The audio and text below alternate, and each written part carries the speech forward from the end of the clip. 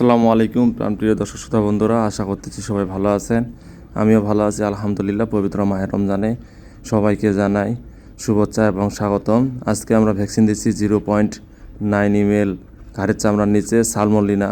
তো salmonella vaccine আসলে এগুলো না দিলে কোনো কিছুই যে সমস্যাটা আছে এগুলোর সমস্যার সমাধান হয় না, যতই আপনি অ্যান্টিবায়োটিক খিলান।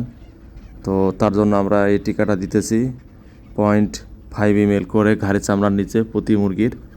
তো আপনারা যারা পোলট্রি ফার্মের কাজ করেন অবশ্যই আমার এই ভিডিওগুলো দেখবেন। ভিডিওগুলো দেখলে অবশ্যই আপনাদের উপকারে আসবে।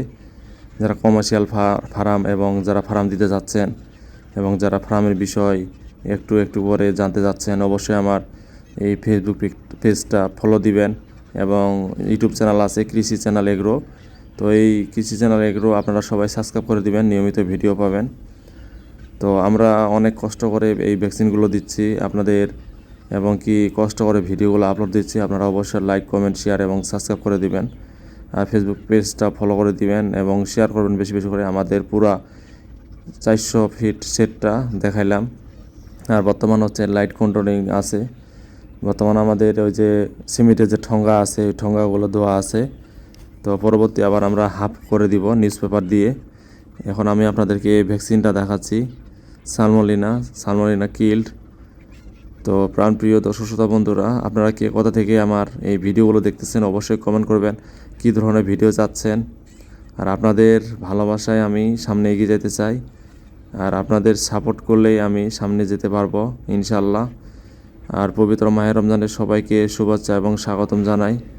মহান আল্লাহ তাআলা আমাদেরকে সুন্দর একটা মাস দিয়েছেন, আর এই মাসে আমরা সবাই রোজা রাখবো এবং আল্লাহ তাআলার নিয়ম এবং নির্দেশ মানে চলবো, 5 ওয়াক্ত নামাজ পড়বো, একজন আরেকজনকে ভালোবাসা দিয়ে পাশে থাকবো সুখে দুঃখে। আর আমাদের বর্তমান দেখতেছেন 3 জন ভ্যাকসিন দিচ্ছে, আর ওই স্পিড করে ভ্যাকসিন দিচ্ছে খুব সুন্দর করে দেখতেছেন, হাত একবার ক্লিয়ারেন্স।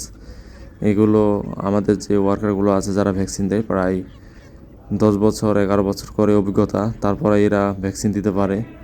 আসলে ভ্যাকসিন দেওয়া কাজটা অনেক কঠিন কাজ। একটু হিতে বিপরীত হইলে ডাইরেক্ট মানুষের চামড়ার নিচে ভ্যাকসিন গেলে সাথে সাথে সেই জায়গাটা অপারেশন করে তারপর বের করে দিতে হবে, না হলে ওইটা পচন ধরে যাবে।